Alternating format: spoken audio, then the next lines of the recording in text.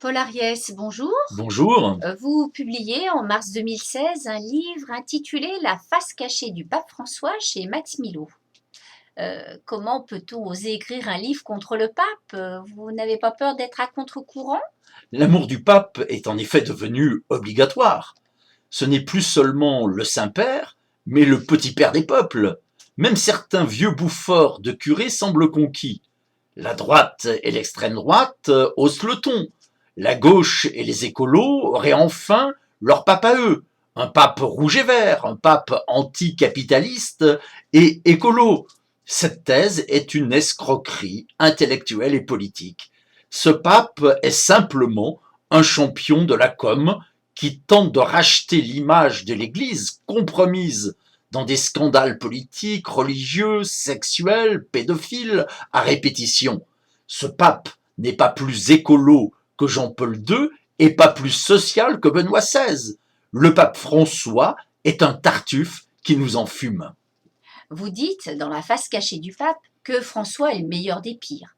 Vous expliquez qu'il avait raté son élection face à Benoît XVI en raison de son passé au cours de la dictature en Argentine, mais qu'il a été élu car il a vaincu les théologies de la libération. Vous expliquez que si Jean-Paul II a triomphé de l'URSS, François triomphera, lui, des révolutions bolivariennes en Amérique du Sud. On nous vend ce pape comme un ami des théologies de la libération, c'est-à-dire de ceux qui pensent qu'il faut choisir les appauvris contre les enrichis et ceux qui pensent que le capitalisme est intrinsèquement mauvais. L'évêque Bergoglio est devenu pape car il a mis à terre, lors d'une conférence organisée à Aparecida en 2007, les théologiens de la libération, ceux qui prônent une véritable option préférentielle pour les pauvres, c'est-à-dire un partage du gâteau planétaire. Et François a triomphé avec le soutien de l'envoyé spécial du Vatican, Monseigneur Filippo Santoro, membre éminent de Communion et Libération, un mouvement pas vraiment à gauche ni vraiment progressiste. Est-ce que vous trouvez normal d'ailleurs que les bataillons de choc de ce bon pape François ne soient pas les mouvements progressistes d'action catholique, mais l'Opus Dei, Communion et Libération, les Chevaliers de Colomb, c'est-à-dire des bataillons de choc pas vraiment sympathiques. Votre livre est plein de petites histoires qui montrent un autre visage peu sympathique du pape François. Est-ce que vous pourriez en citer trois ou quatre pour nos auditeurs? Le choix est difficile. Je vous en donnerai 4. Est-ce que vous trouvez normal que ce bon pape François veuille canoniser le père Léon Deon, un prêtre antisémite français du XIXe siècle? Même les papes précédents, qui n'étaient pourtant pas tous des enfants de cœur, n'avaient pas osé le faire. Est-ce que vous trouvez normal également que ce bon pape François ait canonisé lors de son dernier voyage aux États-Unis un prêtre génocidaire des Indiens d'Amérique? Les descendants des Indiens se sont révoltés, avec raison, contre sa décision de faire de Junipero Serra un saint de l'Église. Est-ce que vous trouvez normal que ce bon pape ose dire que les athées seraient aussi dangereux que les antisémites? L'antisémitisme est un délit, l'athéisme est un droit. Est-ce que vous trouvez normal qu'on vous cache que pour le pape François, la cause réelle de l'effondrement du climat, ce serait la contraception, le droit à l'avortement, le mariage homo? On sait tous que l'Église catholique préfère réunir les hommes et les femmes ailleurs que dans un lit, sauf bien sûr pour enfanter.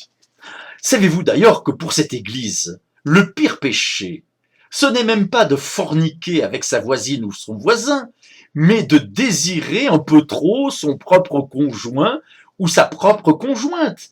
Cette Église n'est pas plus tolérante aujourd'hui qu'hier, elle n'a seulement plus les moyens de nous imposer sa loi. Mais pour cette Église, l'ennemi c'est toujours la jouissance, l'ennemi c'est toujours le désir sexuel bien sûr, mais aussi le grand désir de vie. Mais ce pape est quand même plus moderne que Jean-Paul II. Ce pape se la joue moderne, c'est vrai, mais c'est un bon vieux réac. Ce pape croit par exemple dans l'existence du diable. Il croit au diable comme on y croyait au Moyen-Âge. Ce pape se vend comme un ami des petits, mais c'est un ami des puissants. François aime tellement d'ailleurs les pauvres qu'il ne voudrait surtout pas qu'ils disparaissent. Déjà parce que les riches ont besoin d'eux pour gagner leur part de paradis en faisant la charité. Ensuite parce que ce qui est beau aux yeux de cette Église, c'est que les pauvres souffrent à l'image du Christ sur la croix. Le pape François se la joue démago en expliquant qu'il serait autant un pécheur que les taulards ou les homos, mais bon Dieu, quand cessera-t-on de dire que l'humanité est déchue? Vous devriez adresser une seule parole au pape. Que diriez-vous? Pape François, laissez nos enfants tranquilles avec vos sordides histoires de péché originels. Paul Ariès, vous produisez dans votre livre La face cachée du pape une analyse qui ne manquera pas de faire réfléchir tous ceux qu'inquiète le retour du religieux, ceux qui croient encore en la séparation de l'Église et de l'État, ceux qu'ont effrayé les hordes de la manif pour tous. Ce pape fait les yeux doux, mais il a mis des millions de nouveaux cathos, identitaires, intransigeants, intégristes, fondamentalistes dans les rues. Et pas seulement en France, avec la pseudo-manif pour tous, mais dans toute l'Europe, et notamment en Espagne, contre le droit à l'avortement. Les croyants non intransigeants, quelle que soit leur religion, les agnostiques, les athées, doivent dire non à la Reconquista. Pape François, restez au Vatican, laissez-nous vivre.